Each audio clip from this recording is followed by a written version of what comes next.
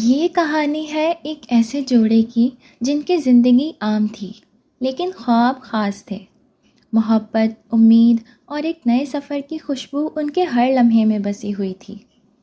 مگر ہر روشنی کے پیچھے ایک سایہ چھپا ہوتا ہے اور ہر ہنسی کے نیچے ایک خوف۔ علی اور اقرا کی دنیا میں بھی ایک ایسا سایہ داخل ہوا جو نظر نہیں آتا تھا، مگر ہر خوشی کو، ہر سانس کو دیمک کی طرح چاٹنے لگا۔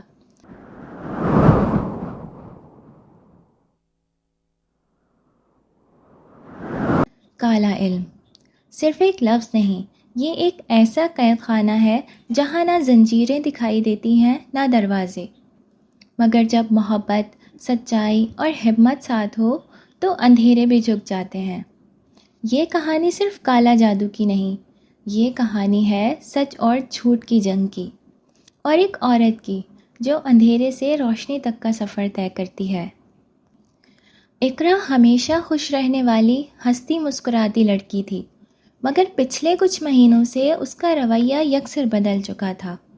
راتوں کو چیخ کر اٹھنا، خواب میں کسی عورت کی آوازیں سننا، دیواروں کو گھورنا، کبھی کسی بچے سے بات کرنا جو وہاں ہوتا ہی نہیں تھا، اور کبھی خود کو زخمی کرنا۔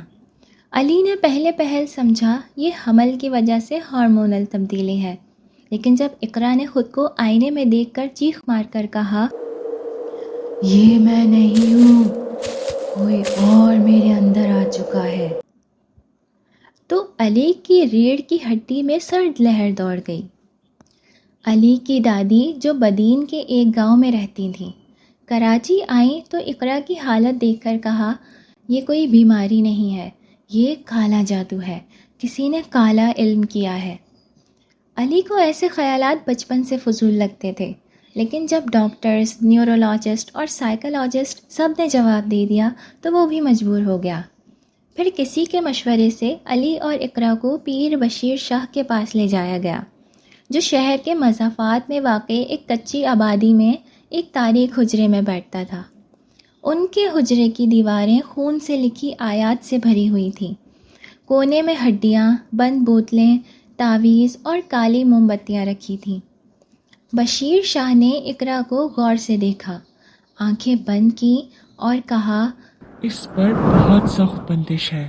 عورت کے روپ میں ایک جنی اس پر قابض ہے، جسے 7 سال پہلے کالے علم کے ذریعے بھیجا گیا تھا۔ علی نے لرزتے ہوئے پوچھا، آخر کون کر سکتا ہے ایسا؟ پیر بشیر نے تعویذوں کے ذریعے ایک رسم کرنے کو کہا، جس کی قیمت 50,000 روپے تھی۔ پیر بشیر نے علاج شروع کیا۔ روز رات کو اقرا کو جلتے ہوئے تعویذ سنگھائے جاتے، خون سے لکھے گئے ورد دیے جاتے، قبرستان کی مٹی منگوائی جاتی۔ اقرا کی حالت میں وقتی بہتری آتی، مگر اگلے دن دوبارہ زیادہ خطرناک انداز میں وہ پاگل ہو جاتی۔ کبھی بچوں کی آوازوں میں بولتی، کبھی گالیاں دیتی، کبھی علی کا گلا دبوچنے لگتی۔ ادھر پیر بشیر کا رویہ اور خطرناک ہو گیا۔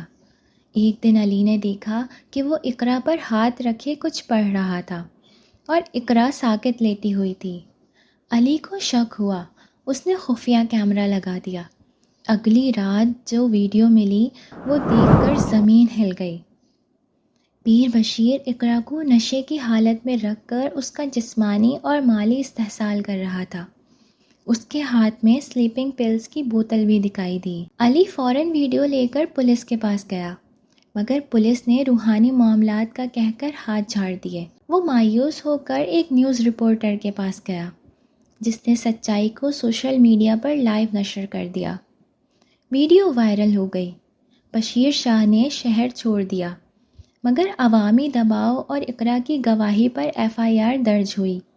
2 ہفتے بعد پولیس نے بشیر کو شکارپور سے گرفتار کر لیا۔ جب ماہر نفسیات نے اقرا سے اس کی زندگی کے بارے میں بات کی تو بہت سے چھپے ہوئے زخم آہستہ آہستہ سامنے آنے لگے۔ پتہ چلا کہ اقرا بچپن میں شدید ذہنی دباؤ اور نفسیاتی صدمے سے گزری تھی۔ اس کی خالہ جو خود کبھی رشتے میں ناکام ہو چکی تھی، اقرا کی خوبصورتی اور مقبولیت سے حسد کرنے لگی تھی۔ جب اقرا کی منگنی ایک خوشحال گھرانے میں طے ہوئی تو اس کی خالہ نے کسی جعلی عامل کے ذریعے اس پر کالا علم کروا دیا۔ اقرا کو بچپن میں بار بار بیماریاں، نیند میں چلنا اور آوازیں سنائی دینا شروع ہو گیا۔ وہ اسکول میں چپ چپ رہنے لگی، دوستوں سے کٹ گئی اور آخر کار اس کی منگنی بھی ٹوٹ گئی۔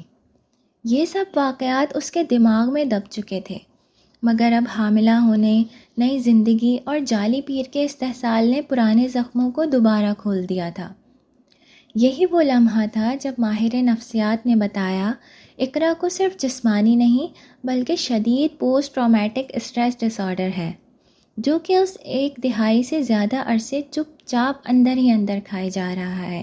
یہ سب دبے زخم پھر سے جاگ اٹھے تھے، جنہیں جعلی پیر نے اور بڑھا دیا تھا۔ آہستہ آہستہ اقرا نے صحت یاب ہونا شروع کیا۔ علی نے اسے سنبھالا، ساتھ دیا اور وہ دوبارہ نارمل زندگی کی طرف لوٹنے لگی۔ کبھی کبھی زخم وہ ہوتے ہیں جو نظر نہیں آتے مگر اندر ہی اندر ہمیں توڑ دیتے ہیں۔ اقرا کے زخم بھی ایسے ہی تھے، وقت، نفرت اور کالا علم جنہوں نے اس کی روح کو قید کر رکھا تھا، مگر محبت، صبر اور سچائی نے ان زنجیروں کو توڑ دیا۔ آج وہ ٹھیک ہے، جیتی جاگتی مثال ہے کہ سیاہی کتنی بھی گہری ہو، اگر ساتھ خالص ہو تو روشنی ضرور واپس آتی ہے۔ جعلی پیروں، چھوٹی امیدوں اور خوف کے سوداگر کبھی بھی آپ کی اصل کو چھین نہیں سکتے، اگر آپ ہمت نہ چھوڑیں۔ یہ صرف اقرا کی کہانی نہیں، یہ ہر اس شخص کی کہانی ہے جو اندھیرے میں تھا مگر واپس روشنی کی طرف لوٹ آیا۔ سچائی تلاش کریں، جعلی عاملوں سے ہوشیار رہیں، زندگی بہت قیمتی ہے۔ ویڈیو پسند آئی ہو تو لائک ضرور کیجیے گا اور چینل کو سبسکرائب کر دیجیے گا۔